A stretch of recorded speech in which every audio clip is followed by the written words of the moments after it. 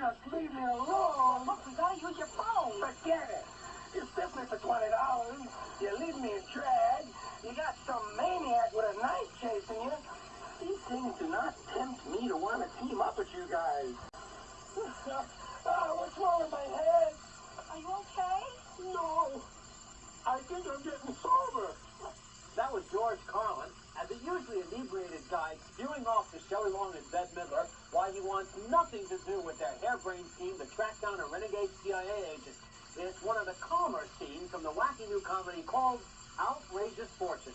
I'm Jeffrey Lyons. And I'm Michael Medved. And in addition to Outrageous Fortune, we'll review Critical Condition, the new comedy with Richard Pryor impersonating a doctor during one wild night in an emergency room. The Fringe Dweller, about the hard life of a teenage Australian Aborigine girl, from the director of Tender Mercies and Crimes of the Heart. The Assault, about a man who's haunted by his nightmare experiences as a small boy in Holland during World War II. And in a new sneak preview feature, we're going to answer one of the questions that Jeffrey and I get all the time. Our friends are always asking us which video cassettes they can bring home that the whole family will enjoy. Well, this week, we're going to give you some of our recommendations. But first up, here's Jeffrey Lyons with his review of the hospital comedy, Critical Condition. And I'm sure it left you in stitches, right, Jeffrey? Well, I'm paralyzed, Michael, and not from laughter. In Critical Condition, Richard Pryor plays a convicted felon feigning insanity to avoid jail. But he fails to convince the authorities he's really crazy. And the night before he's returned from a New York mental hospital to the slammer, an electrical storm knocks out the power in the city. Now, trying to escape in the confusion, he's somehow mistaken for the doctor in charge. And in this scene, Pryor tries to continue his charade. Where are you going? I'm on a back to you. No, man, you're supposed to be an emergency room doctor. Eddie, the orderly will take those people upstairs. See, Larry? Every victim feels tingling in his legs, coming up from his toes. Could be possible spinal injury, but who knows about a CAT scan? You got to examine. Wait a minute, what happened to the cat? Well, sir, don't you remember there's no power? The lights are out. We can't... Wait a minute, I know what some lights are. Where? The helipad. You're right. You got their own generator. That's fine. It was in a movie. How about the nursing men up in the detox? They're just sitting around. Yeah, sitting on their hands. Look, I'll go get on it right away. No, wait a minute. You don't have to. I'll take care of it. You can't take care of it. I'm not going to listen to you. Oh, thank you, Doctor. But remember, administration's my job. But that boy, she won't listen. That woman has no idea what she's doing. My God. We're talking about a class action suit against this hospital, and you're encouraging it. What kind of gypsy doctor are you? Wait a minute, is that a formal accusation or is that libelous hearsay? No, because I'm an emergency room doctor. I'm a lawyer on call 24 hours a day.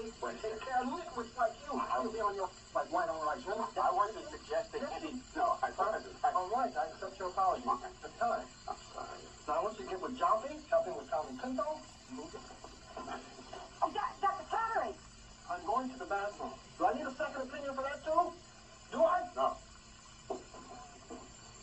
He doesn't need a second opinion. No, but I'll give you a third opinion. Richard Pryor doing bathroom humor. Depressing, isn't it? Now, this movie reeks of infantile, often vulgar bits of shtick, which never work. Take this scene a little later in the movie, for example, in which Pryor attempts to treat a junkie patient played by Garrett Morris. I mean, if there is one funny moment here, you need a microscope to find it. You're supposed to be working. Hey, Sam, don't waste your time, man. You know, help those people who can't be saved, man. Just throw me in the bed and forget about me. And to make sure that my last days are comfortable, keep me highly medicated. You know my condition. Yes, I do. You're suffering from a severe case of... I'm confused, Doc. Would you give me that in layman's terms? The layman's terms means I'm going to check this whole thing out. Oh, no, I told you, Doc. You don't know. What the hell is that, man? I don't like the way that sounds. No. Ow! I don't like that one either. That makes two of us. Did you just experience a sharp pain? No, I just experienced a holy picture. What the hell do you think, man? I'm sorry, Curly Moe and Larry did it a lot better. Critical Condition wasn't screened extensively in advance for the critics. That's the common industry practice. Now, that usually means that the movie company knows very well it's stuck with a dog. And this one's a St. Bernard. Critical Condition trivializes the plight of junkies. It belittles the mentally ill, which is just cruel, and it tosses Pryor into the midst of a swirl of crude jokes and annoying confrontations. Never, furthermore, do you believe for an instant that Pryor could fool the skilled health professional into believing he's a doctor. The movie, meanwhile, drones on, searching in vain for pacing, for wit, or for anything for the immensely talented Pryor to do besides just stand around.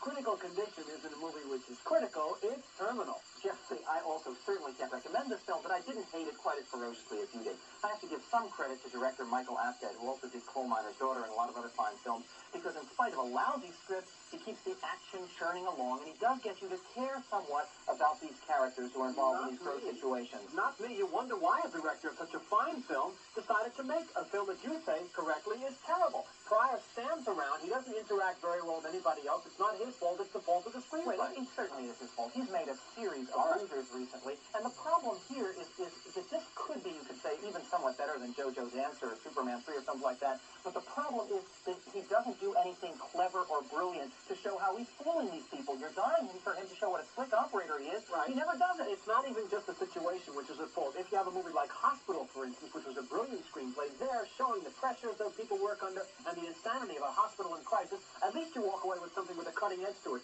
Here, it just looks like a reject from a pilot for a sitcom that was never aired. No, Hospital was a great movie, and this obviously tries to some of the same thing to show that Richard Pryor is a loser who's all of a sudden transformed into a better person because he has to be responsible in an emergency situation. It doesn't work. People should miss it. Now, our next film, Outrageous Fortune, stars Shelley Long and Bette Midler, the pair of struggling New York actresses who get involved with the same man.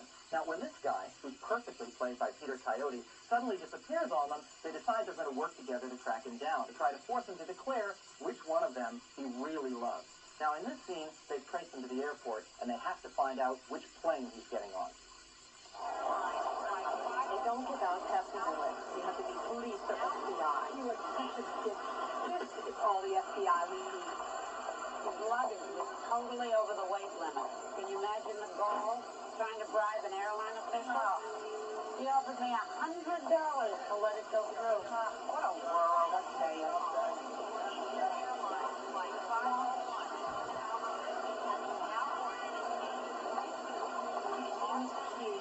I was hoping you would to help me.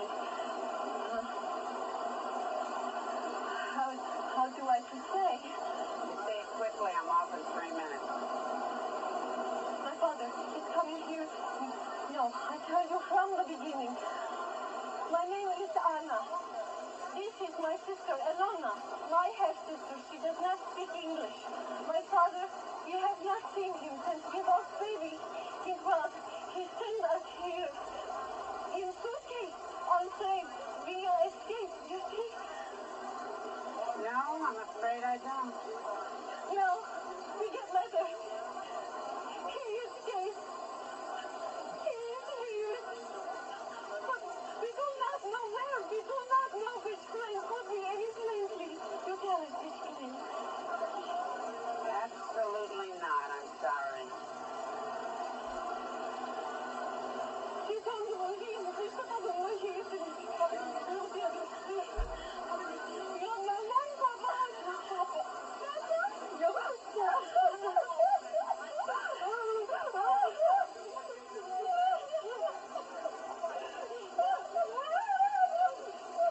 That was the single biggest crock I've ever had the privilege to hear in my 19 years at this airline. I think that deserves something.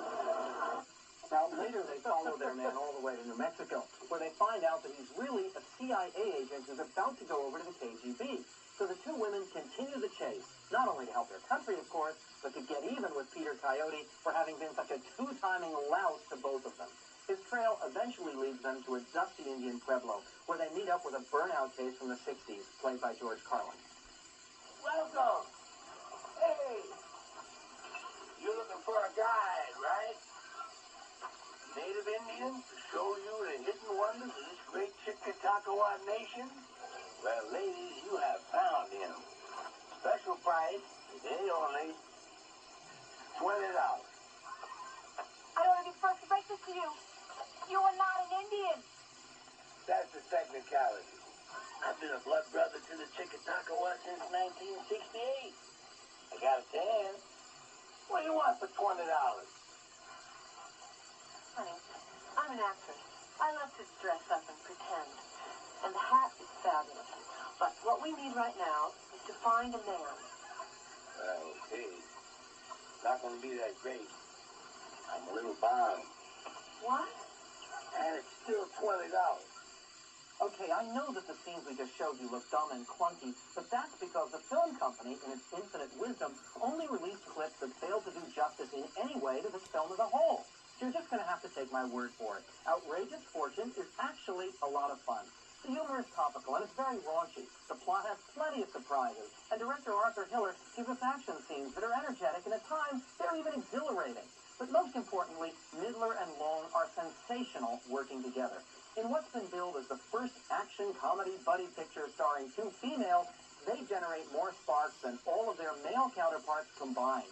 These two main characters are so eccentric and so endearing, in fact, that in their company, you'll be guaranteed a good time. This movie could have been called The Slob Meets the Snob, because Midler and Long are in those roles and use the word endearing. This movie endears itself to you right away. They're two believable characters who do little itsy-bitsy things now and then to let you know that they're with you and you're with them and you identify with them and you know they're going to do it, and it works. And it's a woman's point of view. They are not just playing John Belushi and Dan Aykroyd in drag. This was written by a female screenwriter, first-time screenwriter, Leslie Dixon, and it has those wonderful little women's touches. For instance, when Bette Midler is crawling up a cliff and trying to escape a killer, she all of a sudden breaks her nail and stops to pause over it. They stop to go shopping in the middle of a crucial scene. You mentioned Arthur Hiller. Credit should go to him, too, because he, of course, directed Silver Streak, another chase movie about two guys eventually, and The In-Laws, a male buddy movie. Here he's combined those elements superbly. The direction is crisp, the movie moves along, and again, it never forgets about its audience. And the lines are very funny, though I think we should warn people that this is definitely R-rated humor, and a very hard R at that. There's one scene where they go to a morgue to try to identify a body that's been very badly burned and mutilated body, and they can only identify it because one part of the anatomy with which they've both been intimately familiar is somehow unscathed. But if you can do it in a movie with the same amount of taste as you described it, and be funny too, Michael, Funnier than I am. it's effective, and that's the point of this picture. It is done well. You can see our opinions on the movies we reviewed this week. Neither Michael nor I cared much for Critical Condition, Richard Pryor's unfunny comedy. It's simple-minded and ridiculous. But we liked Outrageous Fortune. Laughs are nonstop, and Bette Midler and Shelley Long are terrific together.